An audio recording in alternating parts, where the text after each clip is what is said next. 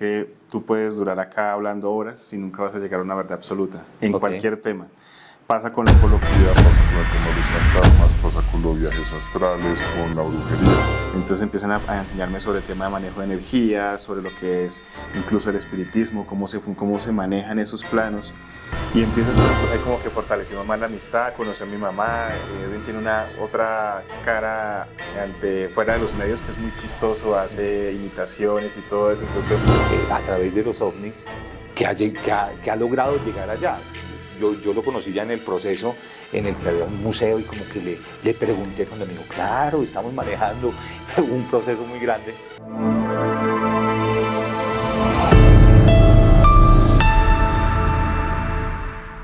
Muy bien, bienvenidos a este gran especial, otra gran entrevista a través de RTV Más Internacional, hoy con un gran amigo. Lo van a conocer, yo creo que en el transcurso de la entrevista vamos a conocer este personaje, se llama Alejandro Montoya. Yo de pronto si les digo ese nombre dirá, pero ¿quién es? ¿De dónde viene? Pues lo vamos a presentar. Alejandro, bienvenido nuevamente a estos estudios, por primera vez digo nuevamente, ya nos habíamos visto en un previo y hoy estamos en vivo para saludar a todos los televidentes, bienvenido. Así es, Alberto, muchas gracias a ti por la invitación, un saludo cordial a toda tu audiencia y bueno, feliz de poder estar aquí compartiendo este espacio contigo. Bueno, Alejandro, yo creo que más conocido en el mundo de los ovnis, en el mundo paranormal, pero contémosle hace cuánto está vinculado de pronto. Algo que me parece muy importante, que hablábamos hace algún tiempito, era de los ovnis. ¿De dónde viene esa vinculación con los ovnis? Además que tiene una experiencia grandísima a una corta edad. Sí, señor. Yo empecé desde muy joven, aproximadamente desde los 16 años. Ya llevamos 17 en el medio de la investigación, estudiando, recopilando evidencias, entrevistando personas, yendo a los sitios donde se han presentado avistamientos, no solamente con el tema de la ufología, que es esa ciencia que estudia el fenómeno ovni, sino todo lo que es paranormal, todo lo que no es normal. Entonces digamos que la historia como me vinculo a esto es bien interesante porque tiene Hablemos, que ver sí, 16 años, ¿cómo te logras vincular? Porque bueno, uno está creciendo y yo creo que no había como mucha información para la época de los ovnis y todo esto, todo se manejaba como una mitología, como lo que hablaba la gente, como decía, ¿será que sí, será que no? Pero no había mucha información, ¿no? ¿Cómo te logras vincular a los 16 años en este cuento de los ovnis? Bueno, además que algunos dicen, es que es un cuento, es que eso no existe, pero veo que la parte profesional, bueno, yo creo que en Colombia no hablamos mucho de este tema, es de pronto un poco como tabú, pero a nivel internacional sé que es muy importante, sé que hay grandes especialistas y sé que, bueno, además de que dicen que existen, que no existen, ya hay muchas pruebas de que los han visto ahí. Estamos haciendo como este tipo de entrevista para guiar un poco y para que el televidente también pueda estar ahí como cerca, muy cerca de la entrevista. Pues yo digo que lo que es más atractivo del tema paranormal es que tú puedes durar acá hablando horas y nunca vas a llegar a una verdad absoluta en cualquier tema. Pasa con la ufología, pasa con el tema de los fantasmas, pasa con los viajes astrales, con la brujería, con todo, ¿sí? Hay muchas vertientes, muchas teorías, muchas investigaciones, pero yo soy partidario desde que empecé en esto, que tú tienes que hablar desde el conocimiento propio, desde las vivencias. Entonces a mí me gusta mucho hablar de las experiencias que he tenido en todos estos campos para poderte decir a ti, sí, mira, esto pasa y se siente de esta manera. Claro, las teorías son importantes, las investigaciones que han hecho grandes ufólogos, investigadores paranormales, todo eso suma, pero hay una brecha muy grande entre lo que es la práctica y la teoría. ¿Sí? Entonces digamos que yo empiezo a adentrarme en este mundo de lo paranormal gracias a mi papá. Él fue militar gran parte de su vida, cuando se retira ya de las fuerzas militares empieza a trabajar con el tema de la huaquería. Entonces empieza a llevar gente al brujito, al amigo, al no sé qué, a la casa, y esa gente que llega empieza a cultivarme en mí un conocimiento. Entonces empiezan a enseñarme sobre el tema de manejo de energía, sobre lo que es incluso el espiritismo, cómo se manejan esos planos. Y empiezas tú a entender muchas cosas y empieza a mí a despertarme esa curiosidad en el tema, digamos, de la parte espiritual. ¿Qué pasa más allá de cuando uno deja el plano físico? De cuando nuestro cuerpo físico se apaga, ¿qué hay más allá? Y empiezo a meterme por esa vertiente al ver que dentro de la huaquería se ven muchas cosas sobrenaturales. O sea, yo siempre le he dicho a la gente, y con el respeto de los que no creen, si usted no cree, vaya a buscar una huaca. Siempre en las conferencias, en las charlas que yo doy, digo lo mismo. ¿Por qué? Porque en las huacas cuando tú estás trabajando en esto, ves fenómenos sobrenaturales, ver la tierra hervir, ver personas salir expulsadas de un hueco como si hubiese roto no sé, una tubería de gas, ves fantasmas, escuchas psicofonías, hay mediums que canalizan, entonces pueden hacerte también como la interpretación o el mensaje de estos espíritus. Entonces son muchas cosas que uno dice, venga, esto sí es real, y empezó desde muy joven a alimentarme la curiosidad y empiezo yo a investigar, a documentarme. Con el tema de la ufología, pues siempre desde muy pequeño tenía la oportunidad de salir a sacar la basura por la noche y yo me quedaba 1 o 2 horas mirando el cielo. Y para mí eso era algo como que me llenaba el espíritu, como que me gustaba mucho. Y de vez en cuando veía cositas que pasaban de lado a lado y yo no lo entendía, pero me parecía muy bonito. Ya después, como bien lo dices, ya uno se va formando, investigando más, leyendo mucho. Pero ¿dónde se va formando esto? Mire, yo por lo menos, Alejandro, nací en uno de los municipios que dicen que tiene un portal tremendo. Yo me pasaba lo mismo que hacía Alejandro. Yo vivía en Lourdes, que queda prácticamente frente a la montaña de Huayca. Sí. Y yo siempre me quedaba yo, pero ¿será que es cierto? ¿Será que no? ¿Será que se ve algo? Pero bueno, a veces lo que pasa es que sobre ese costado también pasa una ruta que va a Santa Marta, va a la costa, sí, y pasa en la ruta y a veces uno ve, no, mira, ahí sí se ve algo, pero de pronto pues era la luz de un avión que se veía ahí. Hoy en día Alejandro hace parte, bueno, es que hay un proceso inmenso a través de los ovnis que ha logrado llegar allá.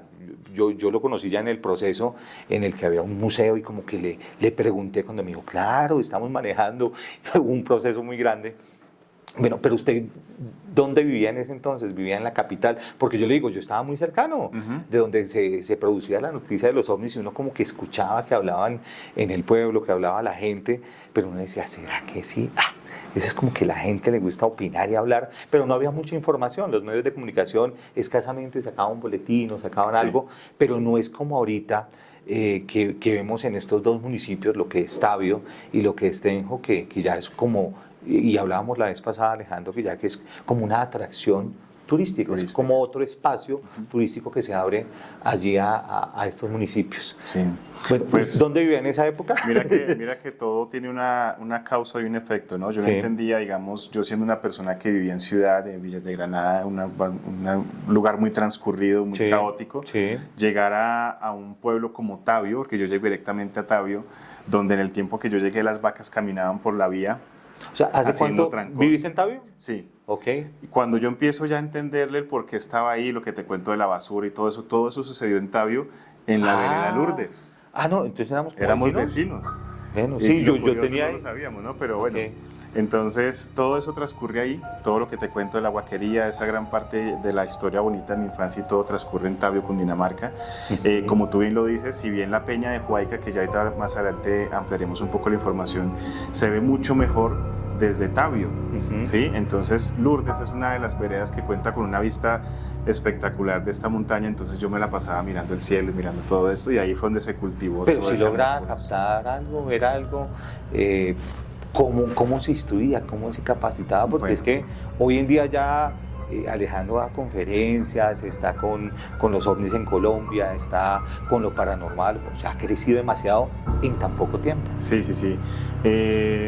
Pues bueno, no hay una entidad que te regule, por lo menos acá en Colombia, como que te certifique como ufólogo, como investigador paranormal. Lo decía yo ahorita tras cámaras, es más de vocación, ¿no? De ponerse a estudiar, empezar a trabajar en el campo.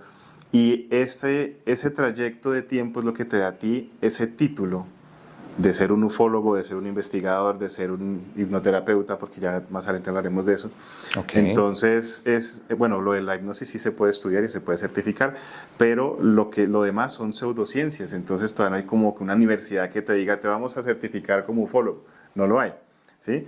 Entonces es más que todo el camino, la experiencia, las entrevistas y el trabajo en campo lo que te hace a ti, como te da la experticia en el tema para lo que tú bien dices, hacer eventos, dar conferencias, estar con medios nacionales, internacionales, que pues me siento muy bendecido porque yo empecé muy pequeño en la emisora de Tabio, haciendo un programa que se llamaba Radio Paranormal, que se transmitía todos los jueves de 7 a 10 de la noche, y no me querían dar el espacio por la temática. Exactamente. Sí, era un pueblo, o sea, son pueblos muy conservadores que creían que lo paranormal era invocar demonios, hablar con muertos, hacer brujería, no sé, pero contrastaba muy fuerte el tema paranormal. ¿Cómo se llamaba el programa?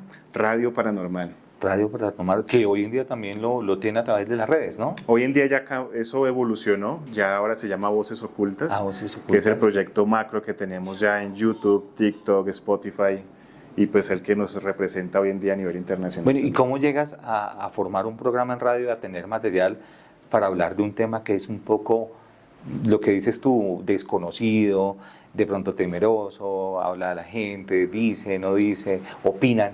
¿Y cómo llega una persona tan joven a generar credibilidad, bueno, y a tener material, ¿no? Esa es una excelente pregunta. Mira que yo soy consciente de algo, y es que si tú llegas a un consultorio y te va a atender un joven de 30 y tantos años, uno dice... No lo miran, no, como pero ¿será que sí sabe, ¿no?, algo? Uno muchas veces busca es la madurez, un hombre maduro, experto, que tenga recorrido, que tenga trayectoria. Entonces, obviamente, yo no me iba a vender como el experto, porque en ese tiempo tampoco lo era. Pero el conocimiento que yo adquiría empezaba a transmitirlo a través del programa. Entonces el programa se convirtió en una parte educativa. Entonces, ¿qué es un fantasma? Un fantasma es esto, esto y esto y esto. ¿Qué es una psicofonía? Esto y esto y esto y esto. Entonces la gente, cuando empezaba a escuchar el programa, decía, venga, este loco está colocando acá unos ruidos en la emisora, pero es que esto quiere decir que esto y esto y esto y esto. Entonces fue la forma como de entrarle a ese público mayor también, que era muy reacio, muy encapsulado en ese tabú de que lo paranormal es malo, de que eso es satánico, de que eso es del diablo, apague esa vaina, ¿sí? Fue entrando de esa manera educativa. Y luego de eso, pues tuve la fortuna de contar con Edwin Robles, que es una persona que pues hasta hoy en día seguimos trabajando juntos en el cartel de la Mega Paranormal como invitados. ¿Quién es Edwin Robles? Él es una persona que ha dedicado gran parte de su vida a la investigación también de los fenómenos paranormales. Ok, ¿y cómo llega a conocerse con él? Eso es lo bonito. Yo escuchaba antes el programa, inicialmente, bueno, empezó lo paranormal aquí en Colombia, lo empezó Insomnia Paranormal en los 40 principales. Sí. Y posterior a ello, la competencia que había entre Caracol y RCN Radio, entonces nació el cartel de la Mega, con un espacio que se llamaba el cartel de la Mega Paranormal. En ese tiempo estaba Héctor Contreras y Daniel Tres Palacios. Y en ese momento los investigadores invitados eran Edwin Ocampo y Edwin Robles y Tato Jiménez. Y entonces yo escuchaba a ese loco de Edwin Robles hablando usted era con fechas, un oyente con datos, un oyente más. Lo mismo, yo creo que en la radio ha venido desapareciendo esa radio nocturna, una radio, no sé, que a partir de las 8 de la noche genera opinión, están hablando y alguien conectado. Hoy en día ponen un pregrabado, ponen las noticias del día.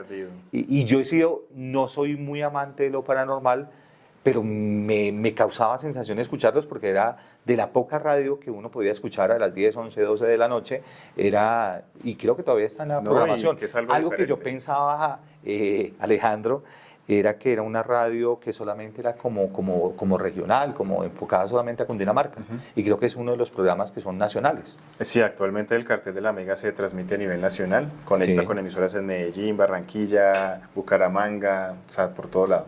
Y adicional a eso, pues se transmite en redes sociales, en TikTok. Entonces ya eso cubre un espectro mucho más grande. Bueno, y entonces salimos de la radio. Bueno, usted amante de la radio, no sé de dónde le salió el mundo de la radio. Sí, además que, bueno, también hace voz comercial, dobla voces. Bueno, ¿de dónde salió el gusto por la voz y por la radio? Porque está combinando varias cosas. Sí. A mí me gustaría hacer lo mismo. Me cuenta mi mamá, a quien le mando un saludo, porque sé que ella verá esta entrevista, porque ella ve todo lo que yo hago, y eso es un apoyo muy bonito que yo tengo siempre.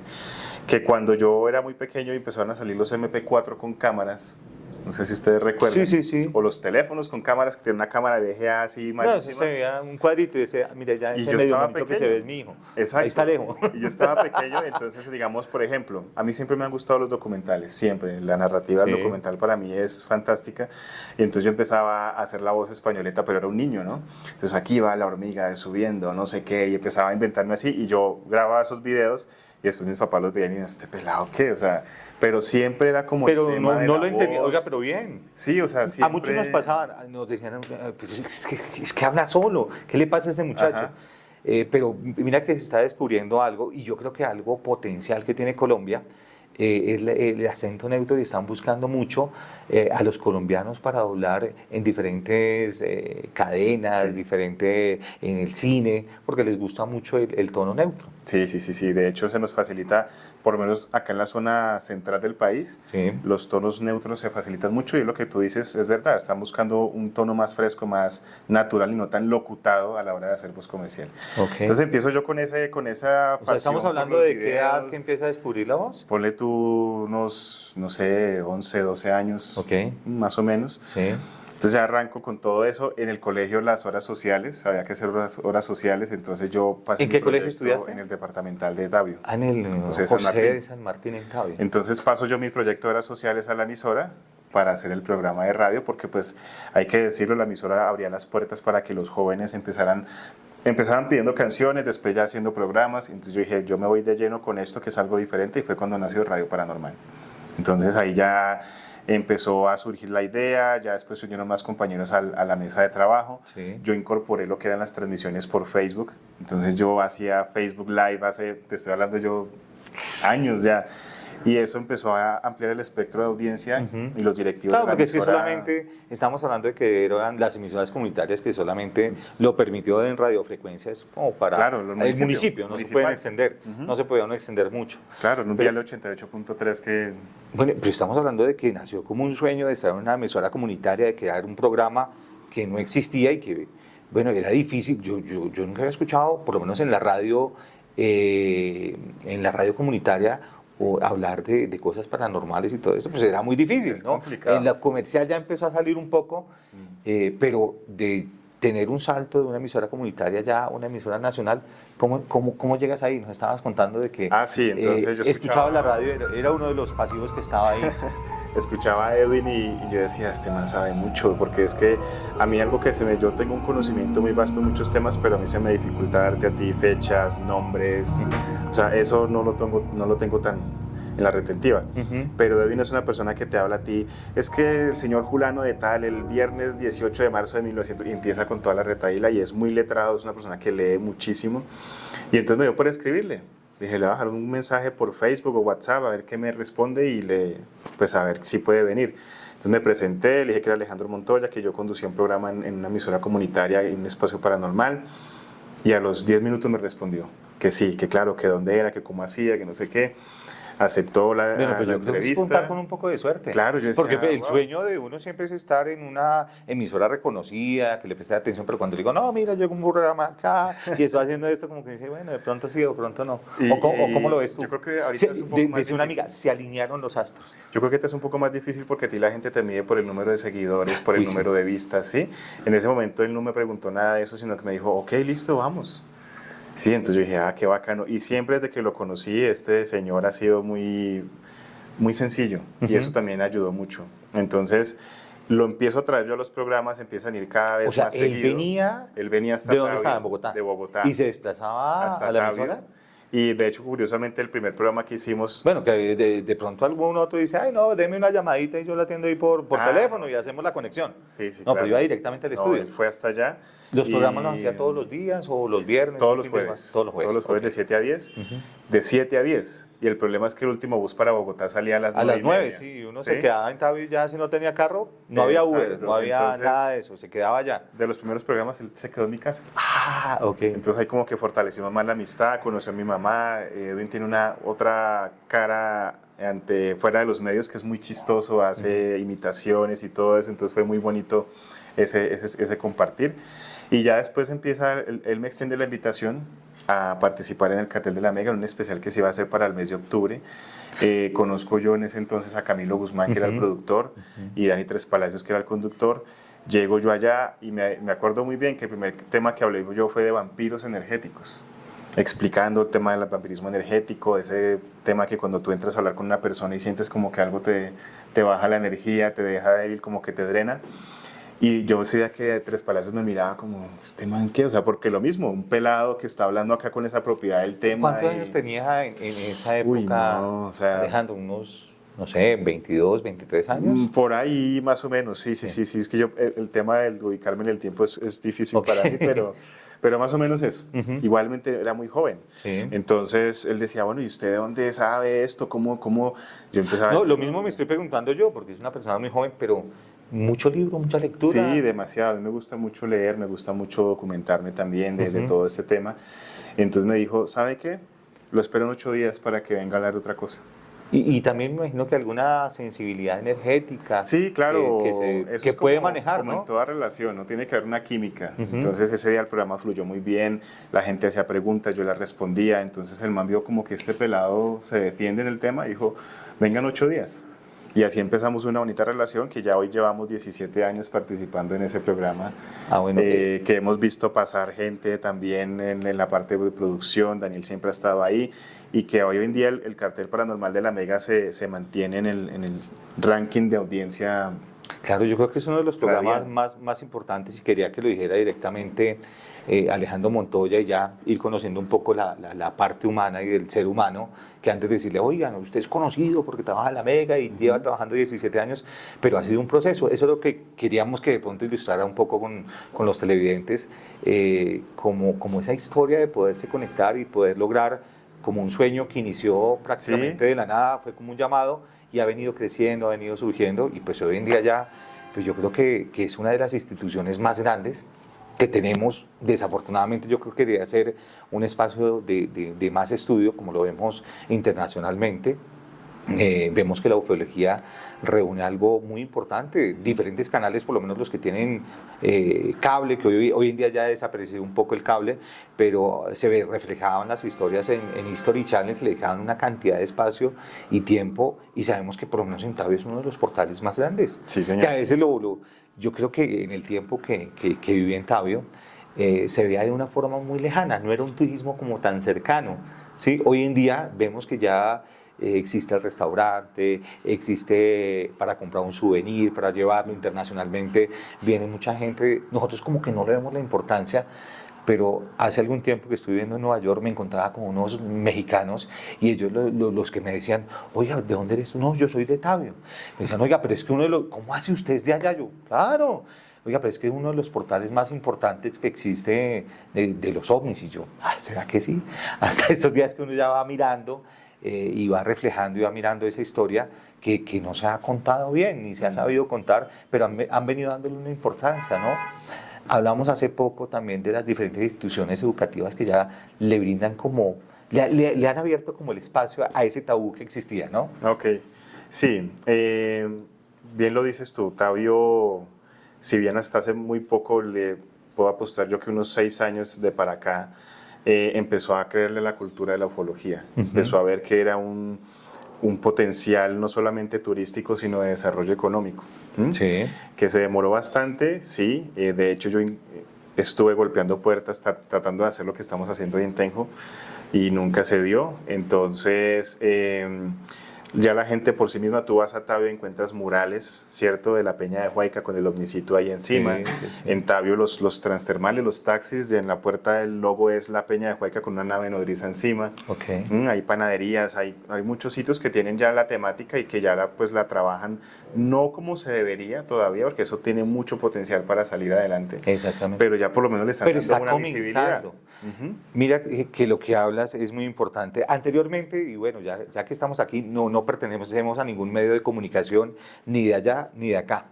Pero lo que estaba diciendo Alejandro, yo creo que la Peña de Huayca y lo de los ovnis se lo disputa entre Tabio y Tenjo, ¿no? Sí. Me he dado cuenta por estos días que hemos trabajado mucho en Tenjo que le han prestado la atención que debería.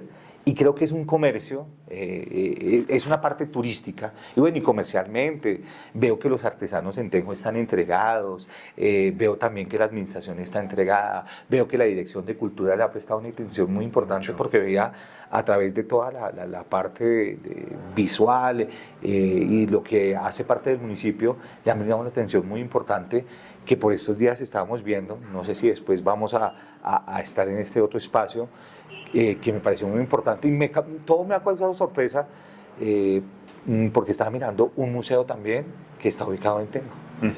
¿Cómo ha venido creciendo eso? Y cuando me entero, no sé, todo se ha venido conectando y cuando me entero que Alejandro y a través de las redes sociales dije, oye, yo sí lo vi ahí, porque hicieron hace poco también un encuentro, pero bueno, vamos paso a paso.